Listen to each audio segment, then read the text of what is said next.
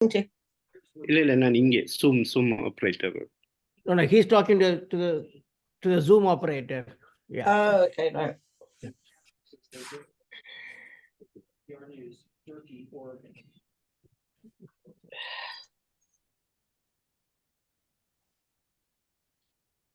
Sunindan, Jeffrey Robertson on the terror. Let me close my door.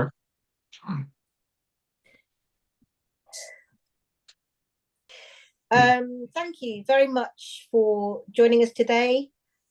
We're going to be talking about a very topical area, which is how and why Sri Lanka should be referred to the ICC. Obviously, there has been a real slowdown in terms of any domestic movements for justice. And so one of the leading commentators and activists in relation to this is Mr. Rudra Kumar, Prime Minister of the TGTE, one of the main organizations of the Tamil diaspora. Prime Minister, please could you join us and discuss this matter? Okay. Yeah, I think before that, Mr. Sundar wants to say something in Tamil also for the audience sake. Okay. Okay. Mr. Sundar, please.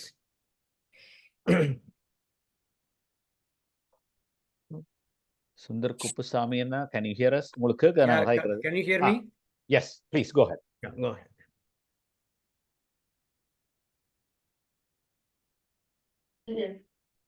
Yeah, can you hear me? We can hear you. Please go ahead and talk. We can hear you. We can hear you. Oh, okay. அனைவருக்கும் வணக்கம்.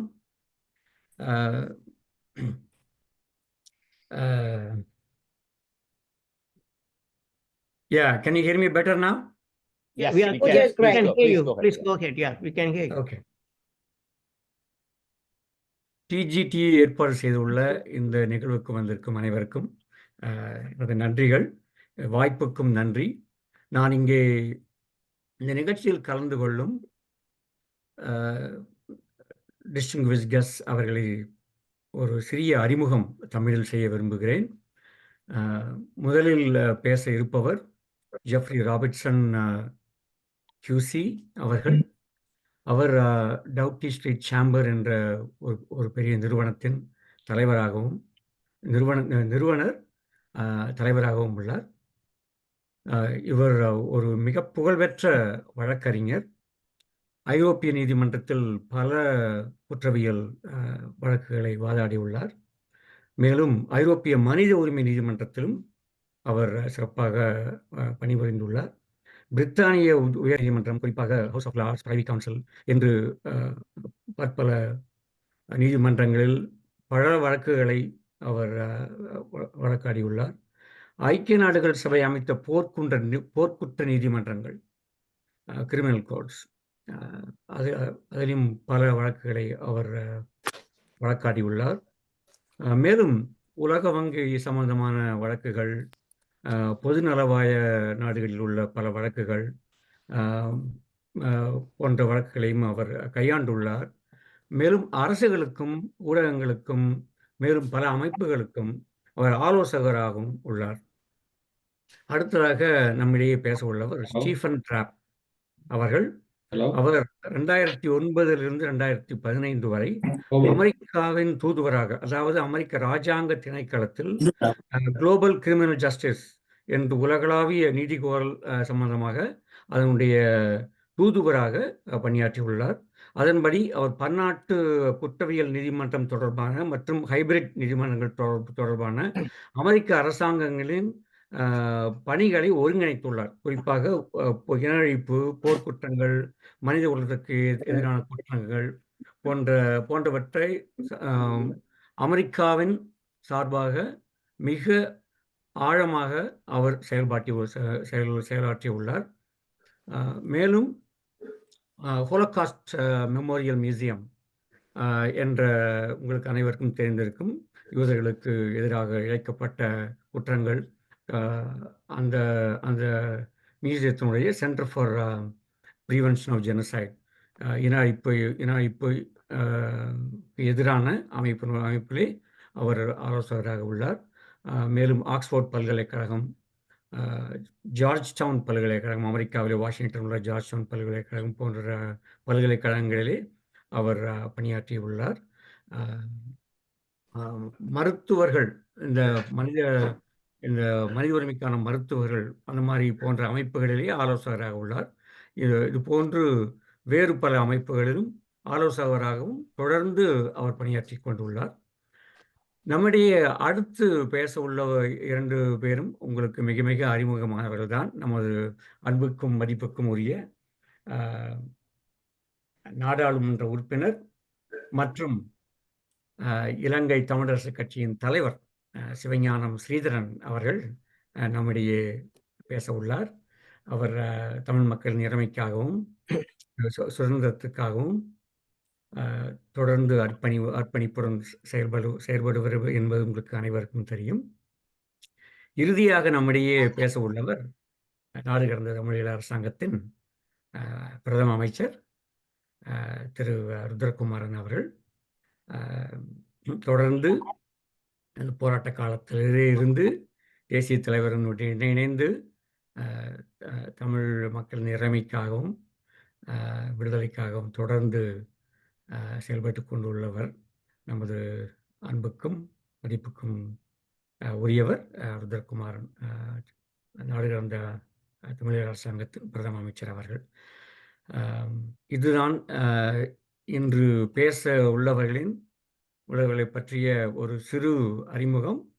வாய்ப்புக்கு நன்றி, வணக்கம். Thank you very much. Shivani, one small announcement before you proceed. Just to keep the logistics going, we are going to mute speakers too. Whoever is the current speaker will be unmuted and Shivani will be unmuted. And when you are about to speak, please unmute yourself and speak. Go ahead, Shivani, you take that. Okay, thank you. So thank you very much for that introduction in Tamil. Prime Minister, please, can you enlighten us about the way forward? Distinguished guests, brothers and sisters, holding the sacred memories of our Mahaveerar, I share the views of the transnational government of Tamil Nadu. According to the expert panel report, during the final stages of the war, there were more than 40,000 civilians were killed. According to the internal review report headed by Charles Petrie, based on credible sources, more than 70,000 civilians were killed. Late Reverend Joseph Rayappu, former Bishop of Mannar, in his report stated 146,678 people were unaccounted for based on Sri Lankan state's own reports. Yet, 15 years later, not a single Sri Lankan soldier, not a single Sri Lankan commander, not a single Sri Lankan leader has been brought to justice, let alone arrested. The expert panel report, in their report, they stated that the state should accept their role and responsibility in these human rights violations and in these atrocities, crimes. But Sri Lanka has done the opposite. They have not accepted their role. On the contrary, they celebrated their so-called triumph. The international community thought the reason for lack of domestic justice was the reason that there was no political will among the leaders of Sri Lanka. Thus, in the 2015 election, they brought Sirisena, hoping that he will be a figure of good governance. He will deliver justice to Tamils. During the 5 years of his governance, it proved to be the same.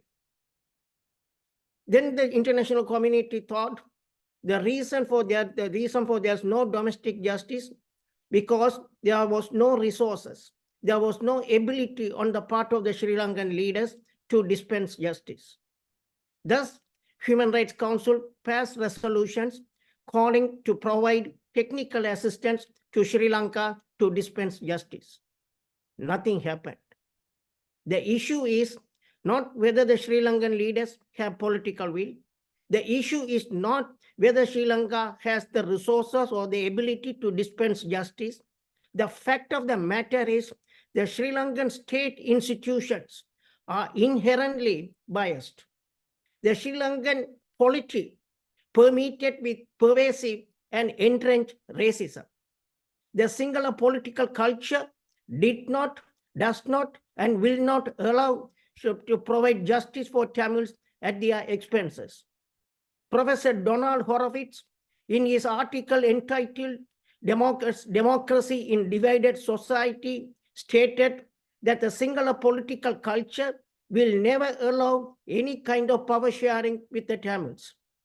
Recently, the Oakland Institute in California, in their report, called Sri Lanka as an ethnocratic state. Thus, there is no room for justice for Tamils in Sri Lanka. So thus the international community, the HRC, suggested to have a hybrid mechanism. The Sri Lankan government at that time, in order to appease the HRC, initially said they agreed to that one, but later they repudiated. When Gotabaya came to power in 2020, he brazenly said, we are withdrawing all our commitments to the HRC. Having realized that there's no room for domestic justice, then the international community suggested that we should have some international measures to dispense justice. They suggested there should be targeted sanctions, there should be travel bans, assets should be frozen, and also extraterritorial prosecution under universal jurisdiction. So Canada and US targeted some individuals and imposed sanctions. But these sanctions are worthless. They said the assets will be frozen, but these leaders do not have assets in any of the foreign countries. They said that these leaders that will be subject to travel ban. Unlike the Russian oligarchs, these guys do not come to the West for vacation. So all these are just real good measures. It don't have any impact. When we come to talk about universal prosecution, extraterritorial prosecution under universal jurisdiction, it was suggested first by Al Hussein in 2015. It has been 9 years. Not a single person has been prosecuted under universal jurisdiction in any of the countries. One of the main problems we have is there is no functioning system to monitor whether when these people come or where they reside. So the universal jurisdiction, the prosecution under universal jurisdiction seems to be is non-existent or is ineffective in the country with respect to Sri Lanka. So then that's why our position, the only place where Tamils can get justice is at the International Criminal Court. In 2015, we launched a campaign. Within 3 months, we secure more than 1.6 million signatures across the globe, calling the HRC to refer Sri Lanka to the ICC. When we talk about referral to the ICC, there are 2 objections people say. First, they say, if you move the issue Sri Lanka from the HRC to the Security Council, it will let Sri Lanka to disappear from the international radar. The second objection, normally the people say, oh, this will be vetoed by China and Russia, and that will be the end of the story. With respect to the first objection, moving the accountability issue to the Security Council with recommendation to refer to the ICC does not take Sri Lanka away from the HRC's agenda. HRC can continue to seize the matter, particularly about the ongoing human rights violation, about the ongoing ethnic cleansing, and also about their project about evidence collection. Both can go simultaneously. So the fact that you send it to the Security Council doesn't mean that you take away the whole issue from the purview of the HRC. Then we talk about the veto, the potential veto at the Security Council. It is normally said the assumption is China and Russia will veto. But if you look at the history, China doesn't always veto or oppose any kind of international justice. When the International Tribunal for former Yugoslavia was formed, China participated and supported. China supported international justice. When the International Tribunal for Rwanda was formed, China did not oppose it. China abstained. With respect to the formation of the ICC, China participated in the deliberations, but China opposed it because China's suggestions were not incorporated in the Rome Statute. Then when you come to the referral of the Sudan to the ICC, China did not block it, even though China had very good commercial and diplomatic relationship with Sudan. China abstained it. When it comes to the referral of Libya, China did not oppose it. But when it comes to Syria, China and Russia oppose it due to geopolitical reasons. But so the assumption China will always oppose it is not well grounded. And when you look at Russia, Russia supported the referral referral of Sudan to the ICC, while the US abstained. While the US abstained, China supported the referral. So not China, Russia supported. So and when it comes to US, the US initially, US was not happy or enthusiastic about referring matters to the ICC because US was concerned there might be a possibility that US citizens could also be investigated. But US also did not oppose it. When regarding the referral of Sudan, US simply abstained it. So the argument that there will be an automatic veto is groundless. Moreover, given the present situation, when these major powers are competing for influence, they do not want to ruin their reputation. If they exercise veto and block it, and I have to go before that, a couple of minutes, okay? With respect to UK and France, since 1989, they never exercised veto on any matter. And in 2015, the France submitted a resolution calling for the member states not to exercise veto with respect to atrocity crimes. So UK and France will never exercise veto and block this initiative. So when we come to US also, the situation has changed from 2005 to 2024. And US has secured many agreements with many countries to protect their own people. So I don't think US will block it or exercise its veto to block it. If any powers exercise their veto, it will provoke international condemnation. These powers will be perceived as collaborators of war criminals and genociders. And presently, these major powers are competing for influence. I honestly do not think that these powers will sacrifice their legitimacy, their reputation, their standing in the international community in order to protect the war criminals from a tiny country. So let's move the ball. Let's pass it. Let the HRC pass a resolution referring to the Security Council with recommendation to refer to the ICC, and we'll take it from there. Thank you.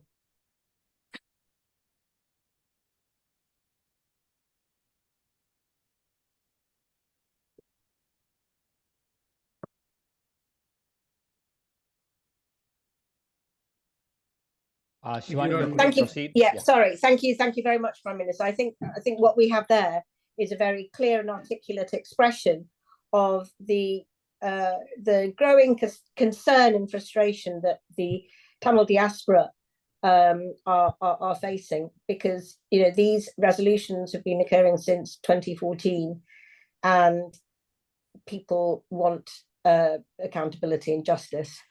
I'd like to move on to introduce Mr. Sriharan MP. I'm so grateful that he has been able to attend. He's been returned as an MP time and time again. He is a leading educator, teacher, principal, and he's a person who's really, really familiar with the nature of civil society organisations in the North and in the Northeast. I'd really like him to comment on whether there is any hope and whether there's been any progress for civil society organisations in terms of trying to get accountability, reconciliation and justice? Thank you, Chair. முக்கியமாக நாடு கடந்த தமிழீழ அரசினுடைய முன் செயற்பாட்டிலே இன்று நடைபெறுகின்ற இந்த முக்கியமான கலந்துரையாடலில் எனக்கும் ஒரு வாய்ப்பு கிடைத்ததுக்கு என்னுடைய நன்றிகள்.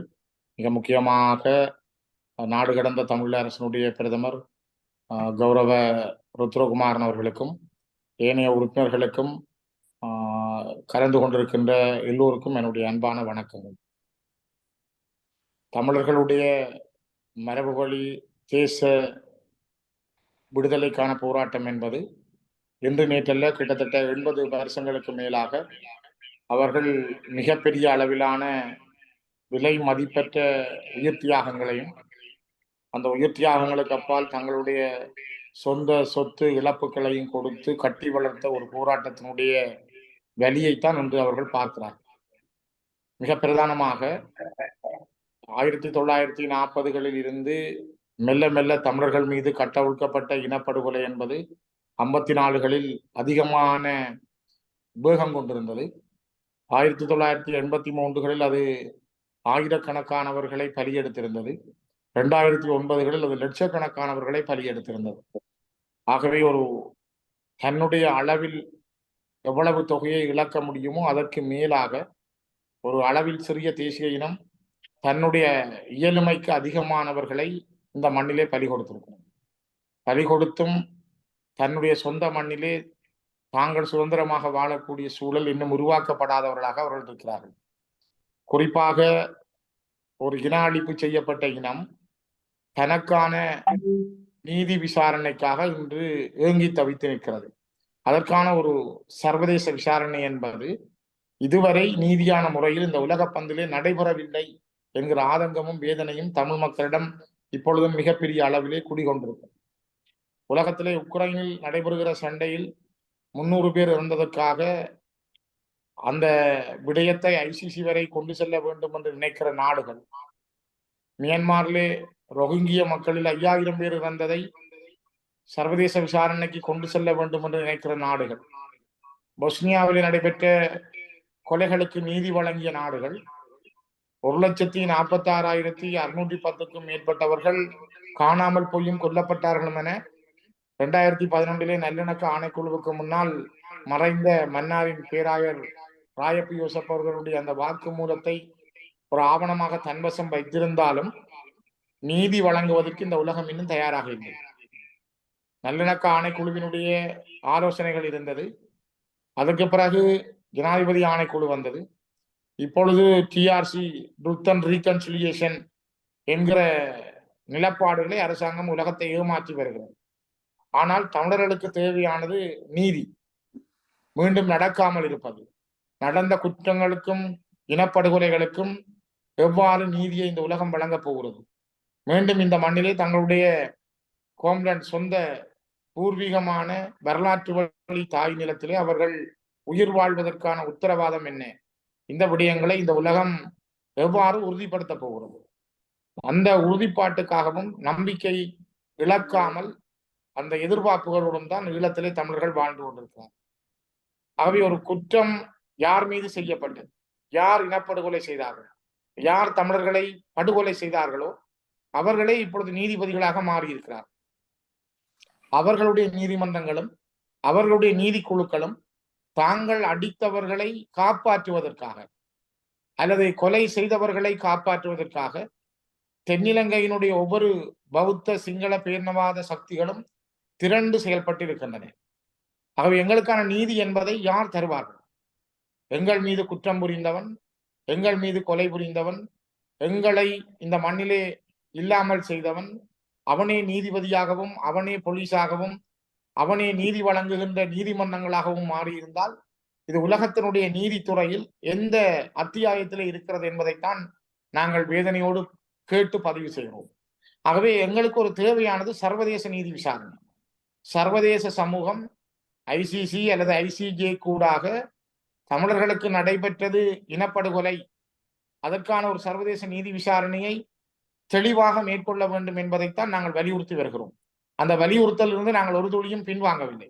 அதுக்காகத்தான் இம்முறை நடைபெறுகின்ற ஜனாதிபதி தேர்தல், இந்த மாதம் 21ஆம் தேதி நடைபெறுகின்ற ஜனாதிபதி தேர்தலில் கூட தமிழர்களுக்கு நடந்தது இனப்படுகொலை, அதற்கு ஒரு சர்வதேச விசாரணை வேண்டும், வலிந்து காணாமல் ஆக்கப்பட்டவர்களை தேடி அலைகின்றவர்களுக்கு சர்வதேச ரீதியான நீதி விசாரணை வேண்டும், இணைந்த வடகிழக்கில் சமஷ்டி அடிப்படையிலான அரசியல் தீர்வு வேண்டும் என்ற அந்த கோரிக்கைகளை முன்வைத்து ஒரு பொது வேட்பாளரை தமிழர்கள் களமிறக்கி இருக்கிறார்கள். இது கிட்டத்தட்ட தமிழர்களும் சிங்களவர்களும் இந்த மண்ணிலே சேர்ந்து வாழ முடியுமா இல்லையா என்பதை சொல்வதற்கான ஒரு பொதுசன வாக்கெடுப்பினுடைய ஒரு தொடக்க புள்ளி.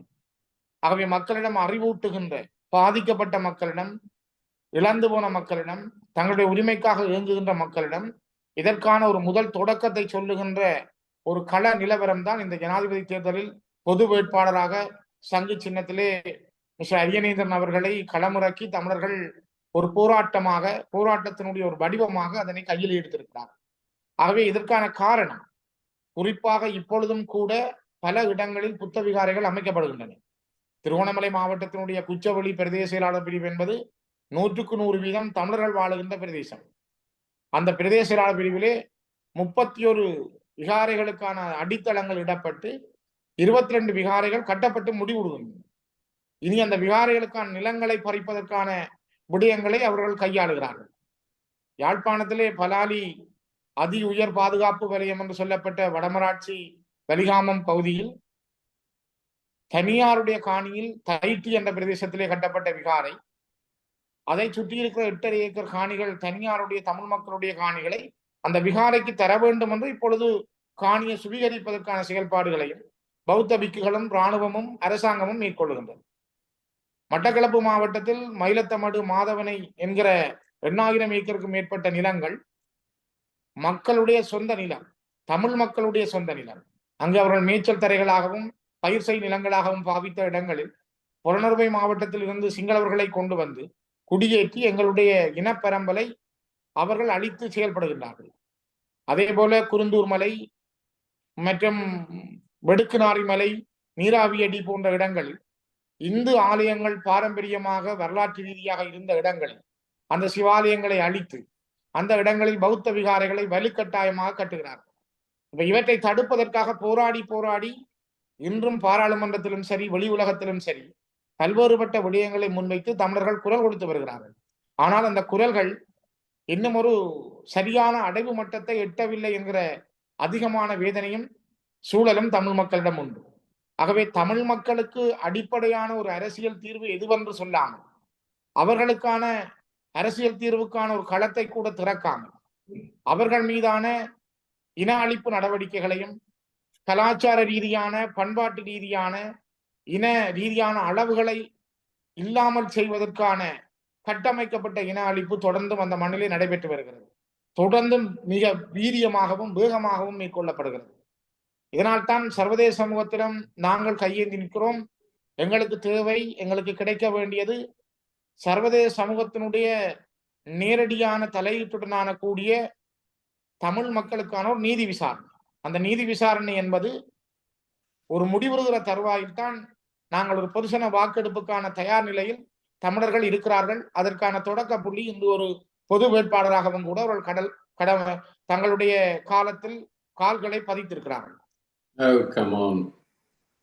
ஆகவே தமிழ் மக்களுடைய இந்த உண்மையான நிலவரங்களை சரியான முறையில் புரிந்து கொண்ட ஒரு வெளிநாட்டு சமூகம் என்ற வகையிலும் அதனை பன்னாட்டு சமூகத்துக்கு கொண்டு செல்லுகின்ற மிகப்பெரிய ஒரு களமாக இருக்கின்ற நாடு கடந்த அரசும் அதனுடைய பிரதமர் மாண்புமிகு ருத்ரகுமாரன் அவர்களும் ஏனைய உறுப்பினர்களுடைய அந்த பங்கும் தொடர்ச்சியாக முன்னெடுக்கப்பட வேண்டும். நாங்களும் தொடர்ந்து இந்த மண்ணிலே உங்களுடைய மனதுக்கு, உங்களுடைய எண்ணங்களுக்கு நாங்கள் எங்களுடைய இழப்புகளையும் எங்களுக்கு நடக்கின்ற அநீதிகளையும் தொடர்ந்தும் முன்வைக்க விரும்புகிறோம். இதற்கு நீதியான தீர்வுக்கான ICC கொண்டு செல்லப்பட்டு அந்த நீதி நிலைநாட்டப்படுவதற்கு சர்வதேச கை கொடுக்க வேண்டும் என்பதை வலியுறுத்தி நிறைவு செய்கிறேன். வாய்ப்புக்கு நன்றிகள். Thank you. Thank you very much. If we can just have the translation for that, please, bearing in mind the time that we have. I would like to summarize what he has said already. So there is no concerns or justice for Tamils, and talked about the ongoing Sinhala settlements. The Hindu temples are demolished and Buddhist temples are built in that particular area, and the Sri Lankan government plans to dismantle the Tamil homeland and transform that into the Sinhala state. And the situation will remain the same whichever the party comes into the power. And there was no apology or the concerns raised by the Sinhala party so far.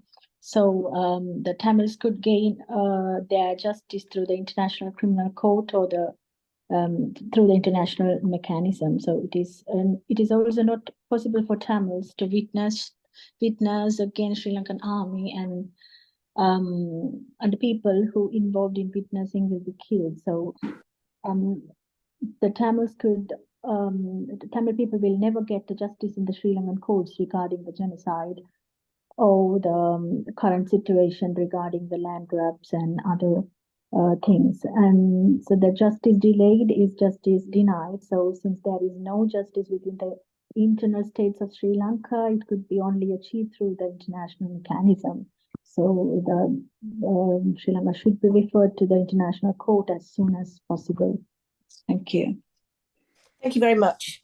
I would be very grateful if I can take Mr. Jeffrey Robertson, who's been long and distinguished career, former judge of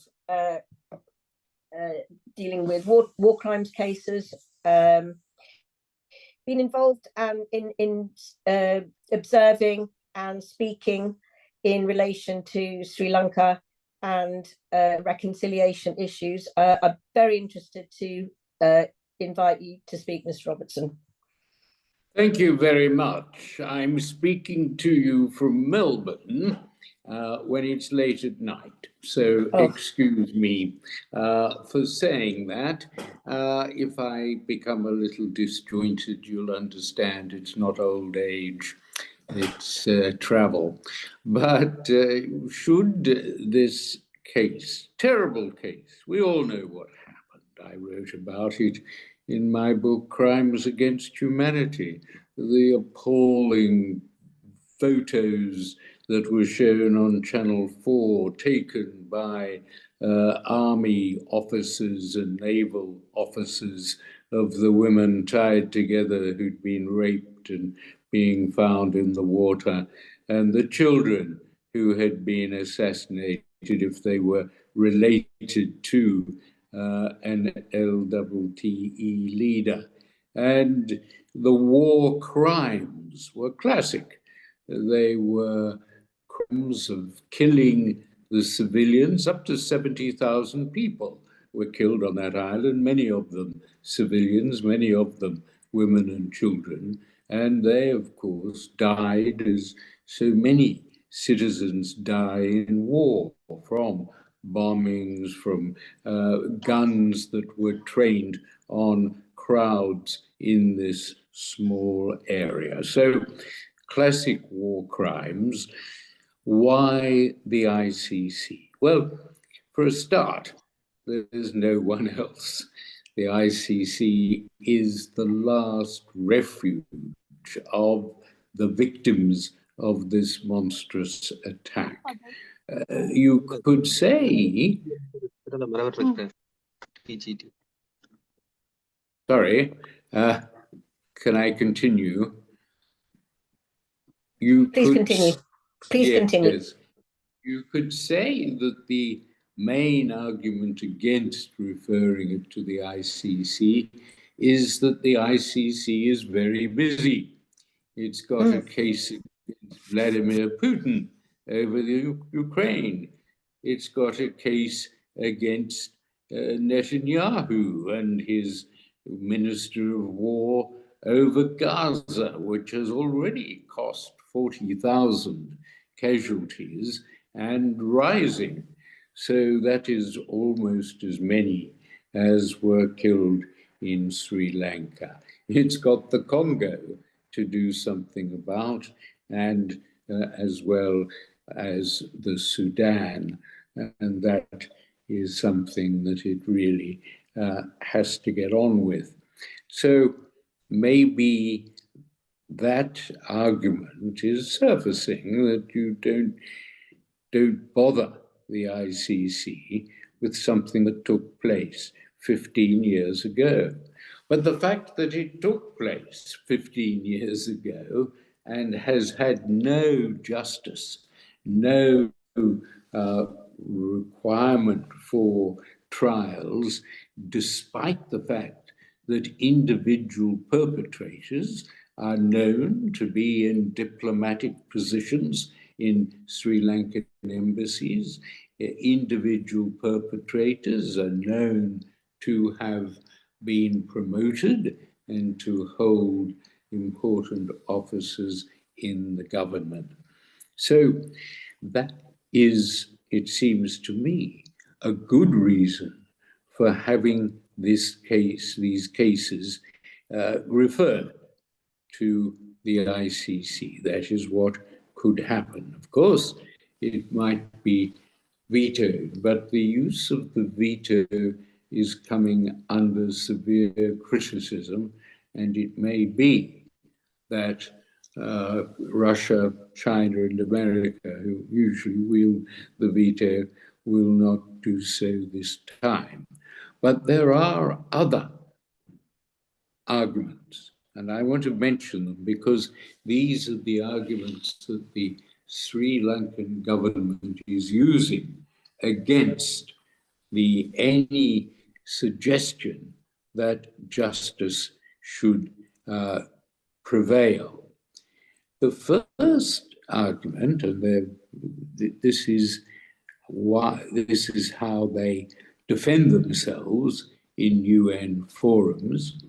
They say, oh, it's too expensive to have an evidence-gathering mechanism. When that was suggested, after they had rejected the idea of courts that would be made up partly of foreign lawyers and partly of foreign judges, the so-called hybrid court scheme, they objected that, and then it was suggested that they should have an evidence-gathering mechanism so that the evidence for prosecutions could at least be locked in.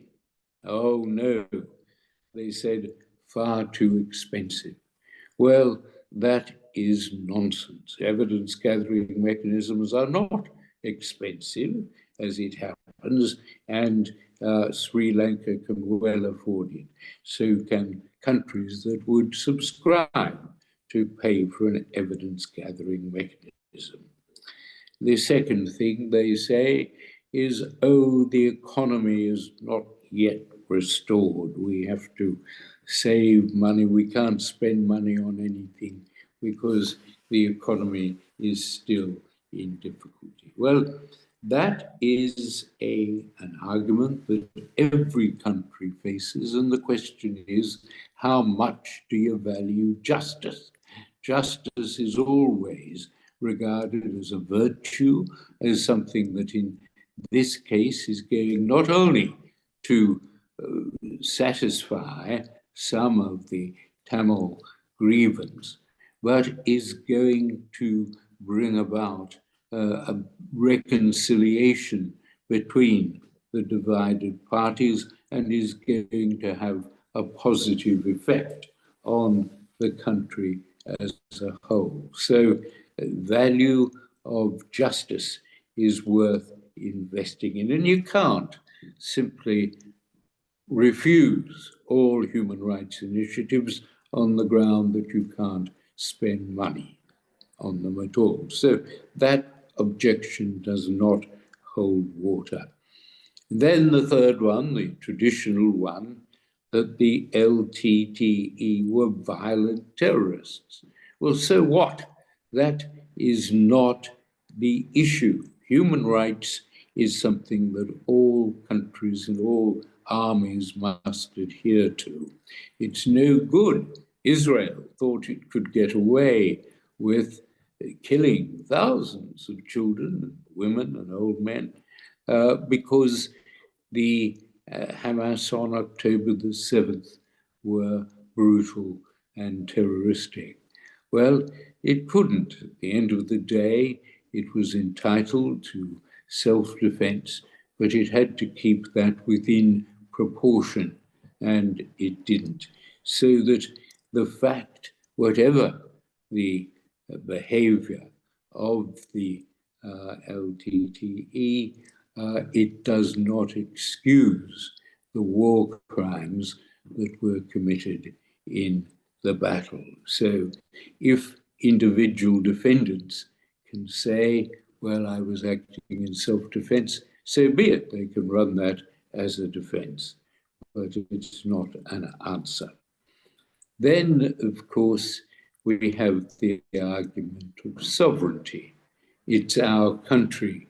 We decide without having any other law imposed upon us, without having foreign judges or foreign lawyers imposed upon us. This, of course, ignores the fact that we're talking about international law, not Sri Lankan law. We're talking about a law against aggression, a law against war crimes that binds all countries. It's not a question of sovereignty. No one suggests that the Nazis should have been acquitted at Nuremberg because they were entitled to act as they did under German law. There is a higher law, international law, and that is the part of it is war crimes law, and that is the part that should be exerted against the leaders of the war crimes, those who were commanders and bear responsibility. The other argument that is surfacing is that, and the last argument I'll deal with, is that anything that you cannot have any kind of reprisal or action or punishment of people who have not been convicted by a court in Sri Lanka. And that too is a misunderstanding and a mistake, because what we're dealing with is international law. It's not a matter of national sovereignty. You don't, as the government says, have to be convicted by a court in Sri Lanka before you can suffer any detriment. You can be convicted by a court in The Hague, like the ICC, which has jurisdiction if it's referred to by the Security Council or is where the crime took place.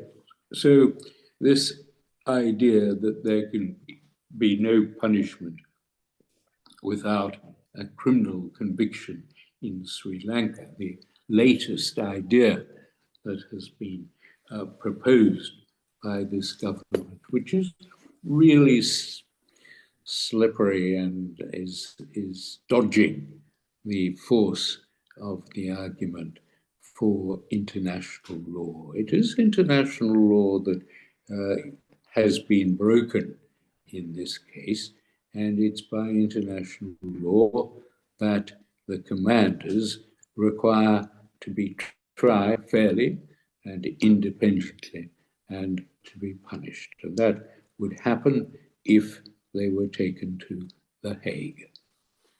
Thank you. Thank you very much, sir. Thank you. Sorry, I didn't realize it was so late. I'm going to move on now to asking Mr. Stephen Rapp, former ambassador at large, again, very experienced war crimes from the US perspective. I know that time is running short, so if I can just ask you to give us your thoughts. Well, thank you very much, and it's great to join you again today. And I appreciate the opportunity to speak about the absolute necessity of justice for the crimes that were committed, particularly those in early 2009. I myself had been a prosecutor at the Rwanda Tribunal and chief prosecutor at Sierra Leone, where Jeffrey was for a while the presiding judge and then an appeals judge.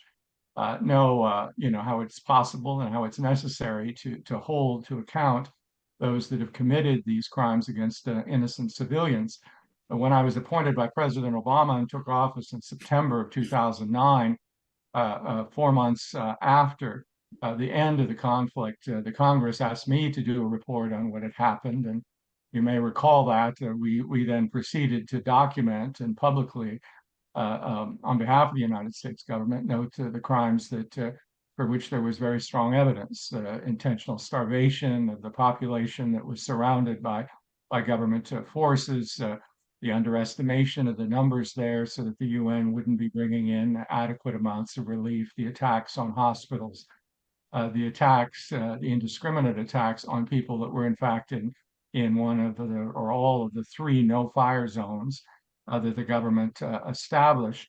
And then, of course, these horrific crimes committed against surrenderies and their families, including what's been referred to earlier as the women stripped naked and one sees their bodies being thrown onto trucks, etc., seeing other situations of people alive and well, and then later in a stack of corpses. And no question about very high-level command coming in directing those killings. From the U.S. point of view, we continue to press for accountability. I visited the island, pressed with the then government of Mahinda Rajapaksa when Goda was defense secretary. And of course, their response was lessons learned and reconciliation commission.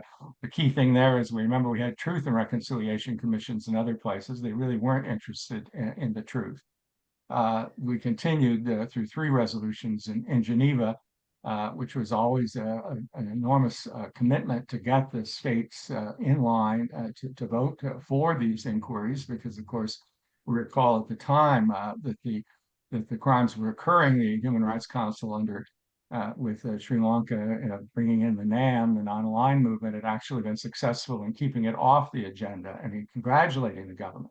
We got that reversed and really put the Sri Lanka accountability thing front and center in the Human Rights Council, where it has remained to this day, now with the session beginning again, which will consider the renewal of the present resolution, and I hope strengthening of it, beginning next Monday. But through all of that, I mean, have visits where I talk to the victims and survivors of these crimes, only to discover that those victims and survivors were later threatened by the military and by police for having spoken with me. Demonstrations called out against me personally for coming there to press for accountability. We did eventually succeed in a relatively strong resolution in 2015 after the official inquiry report, which corroborated and supported all of the findings we'd made in 2009, which called for these various steps of transitional justice: Missing Persons Commission, Truth Commission, and of course the prosecutor's office and a hybrid court. And even under Sirasena, the expression of will to do that, and in the end, very little of it being done. The missing persons being the only part, and that inadequate. And then, of course, we had the fox back in charge of the chicken coop, so to speak. I mean, the person in charge of killing and maiming people, Gotabaya, in power, and eventually paying the price for the way in which he had and his brother had borrowed so much money for their own vanity projects that they sent the country into ruin. Now we've got a different government, of course, but no will really to proceed with any kind of accountability. The ICC, in principle, if countries are in the ICC or crimes are committed on their territory, we know what the rule is. The country has first responsibility to investigate genuinely and to prosecute those that are responsible. And if it fails to do that, if it fails to have, it doesn't exercise the will to do an independent process, it doesn't have the capacity to do it, then the ICC would have jurisdiction. And certainly that standard, which they call complementarity in the ICC, which is the first responsibility is to the national system, and it's complementary at the international system, a court of last resort. Certainly, we're to the point of needing a court of last resort in the situation of Sri Lanka and of these crimes of 2009. And certainly, I favor the call for a Security Council referral. That is basically the only way to get this case to the International Criminal Court. That is a challenging ask.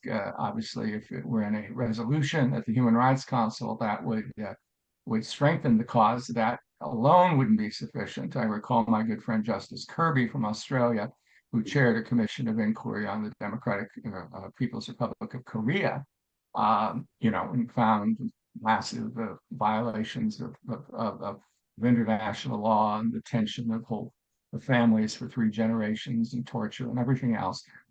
Recommended in their commission of inquiry, a formal commission, even with stronger powers than the one that was on Sri Lanka, recommended referral to the ICC.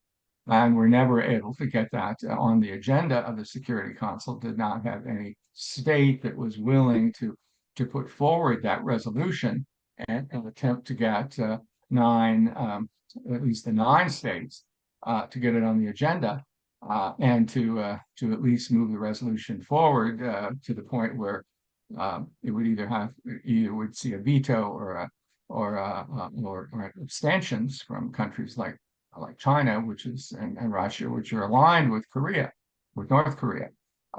The challenge, I think, here is whether there are states that are prepared, particularly among the P5, because every resolution that's been offered for referral to the ICC has had P5 support.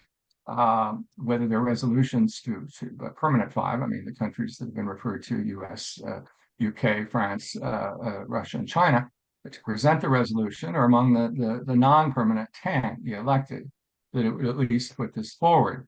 I was deeply involved in the effort to refer the Syria situation to the ICC in May of 2014, and that occurred after the so-called Caesar photos came forth, similar but in much more massive scale of violations taken by the government itself of its crimes. 55,000 photos, 28,000 of which show the tortured victims' corpses. In fact, 7,500 individuals tortured to death by the government in its own custody. That so angered the French foreign minister that he went forward with a resolution, even knowing that it would probably be vetoed. And rarely does one get a resolution, perhaps in the Palestine case, we've seen it, but resolutions presented where countries know they will be vetoed. France moved forward nonetheless. We worked very hard to bring in countries from the global south. Remember the calls that even President Obama had on the question, and we eventually got to 13 states that voted yes for that resolution. And of course, Russia and China voted no. And since then, there has been no effort in the Security Council in the last 10 years to refer any situation to the ICC, including situations like South Sudan, where there have been massive killings, but where it's been possible even to get 9 countries to agree to take it. So that's the key question, is getting those allies, talking to countries and lining them up. Short of that, we of course, in the resolutions that was passed by the Human Rights Council 3 years ago, we have the creation of this Sierra Leone Accountability Project, which is kind of what I would call a mini mechanism, an investigative mechanism. And I've been a strong advocate of these mechanisms, and we particularly created very strong ones for Myanmar and for Syria. And they have been actually more like an office of the prosecutor that would develop cases and push them forward and find universal jurisdiction venue countries that could take them.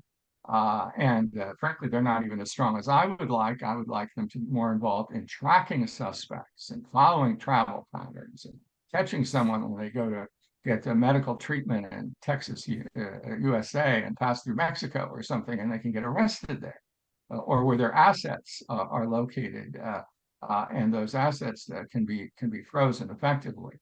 But if we don't go to the if we can't get to the ICC, the essential thing is really an effective investigative mechanism that can actually begin to see, as we have in the case of Syria, in about 5 different countries, as we've seen in the case of Myanmar, at least in the case of Argentina, we've seen prosecutions in 3rd countries, and you just don't get there with a small project within the High Commissioner's. Sorry, Stephen.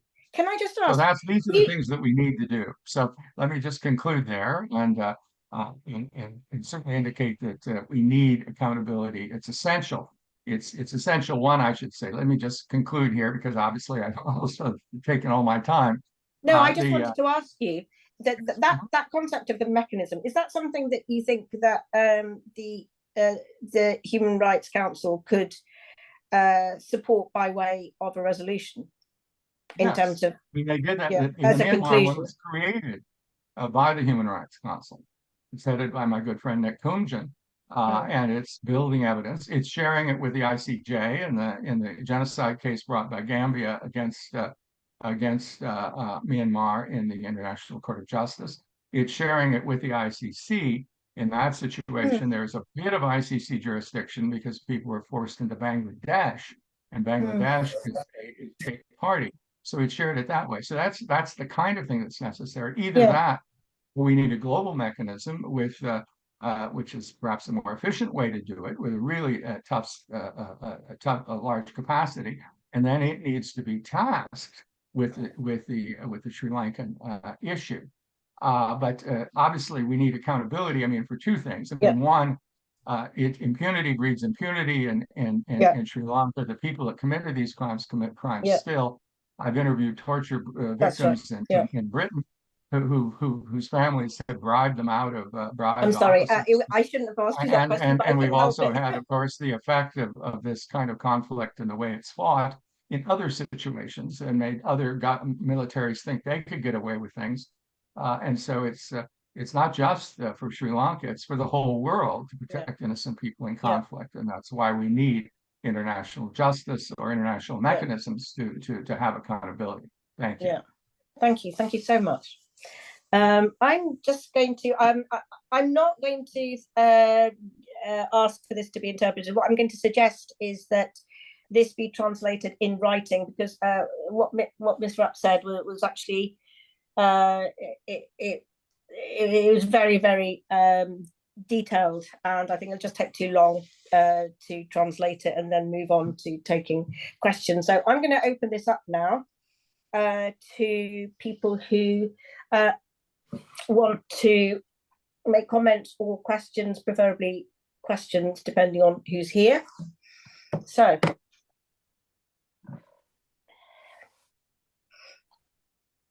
I see a chat which is, why do the TGTE confine their campaign to the ICC when the arrest by the Sri Lankan state and extradition of the suspects to The Hague is a remote possibility?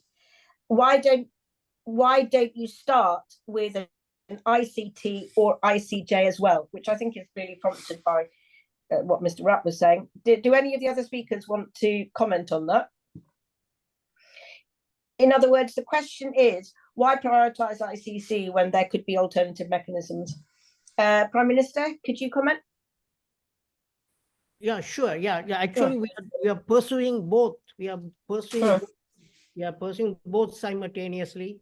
We are trying to find a country to bring a legal action under the Genocide Convention in the ICJ.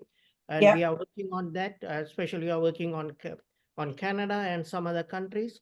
And then at the same time, we are also pursuing the ICC. So we are doing both simultaneously, and there's no contradiction of our between these approaches. Right. Thank you. Is there anyone else?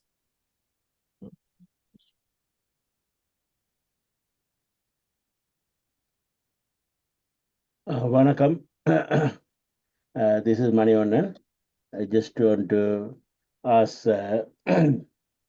Mr. Robertson and Trapp about why it is not possible for still. What are the methods, or what can we do to get this to ICC? Because Tamils have been waiting for nearly 14 years. Mr. Manivannan, I'm so sorry, but I'm just told that we have to end this session. We're just approaching a timeout. I'm very sorry about that.